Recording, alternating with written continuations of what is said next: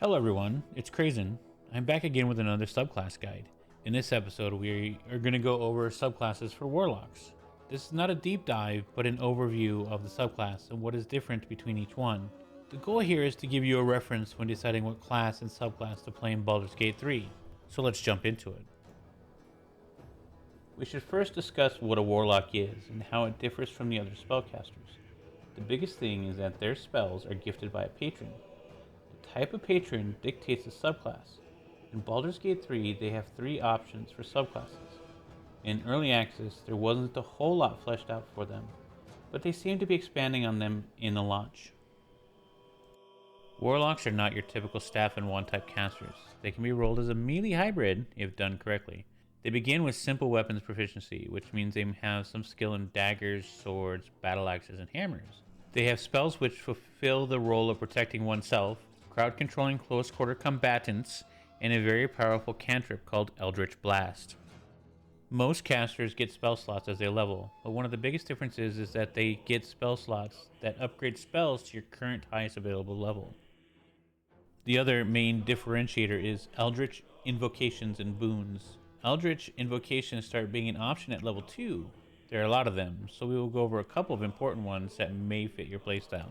It's debatable if these are important or not, but I picked out a couple that I think might be good for a couple of your builds. The first one is Agonizing Blast. When casting Eldritch Blast, it adds your Charisma modifier to the damage dealt. Charisma is a primary stat and can add a good chunk of damage, especially to a cantrip spell. Armor of Shadows. You can cast Mage Armor on yourself at will without expending a spell slot. Keep in mind this spell only works if you are not wearing armor, so you would need to stick to robes, etc. Fiendish Vigor. You can cast False Life on yourself at will as a first level spell. False Life gives you additional hit points on top of what you normally would have. So first level False Life adds 7 hit points, so let's say your current 10 hit point max, giving you 17 for the duration of the spell. There are a lot of incantations to choose from. I normally just pick the Agonizing Blast, as even in a melee roll, it is useful as a ranged weapon, especially early on as it is a very powerful and useful spell. I use it to take out ranged enemies or as an attack as I close ranks. You may pick something else to fit whatever you want to try. Keep in mind that you are free to respec your character after a certain point in the game. Pack of the Chain is the only boon available in the game as of patch 9. This allows you to summon a familiar. You may also find familiar imps and find familiar Quasit. On launch, my hope that boons will include more options and the system is more fleshed out.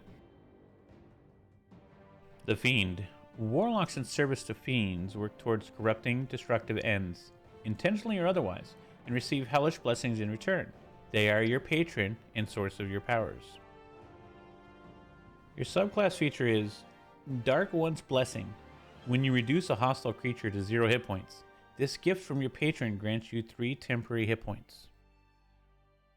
The Great Old One. Warlocks bound to eldritch beings in the far realms work towards inscrutable goals, gaining strange powers over entropy and the mind. Your subclass feature is Mortal Reminder. When you land a critical hit against a creature, that creature and any nearby enemies are frightened until the end of their next turn.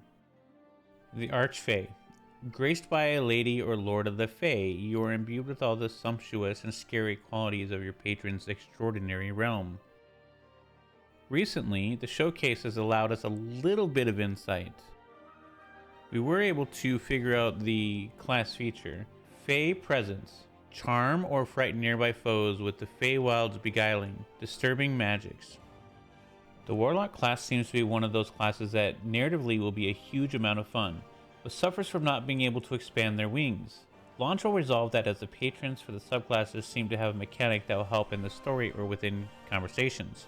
Warlocks are super strong early on with Eldritch Blast, but can be played in multiple ways with or without melee involved. That's all for this game prep guide. I hope it has helped you in your decision on what subclass to choose. Please comment down below and let us know what class and subclass you are going to play. Thank you for your support, and I will see you in the next video.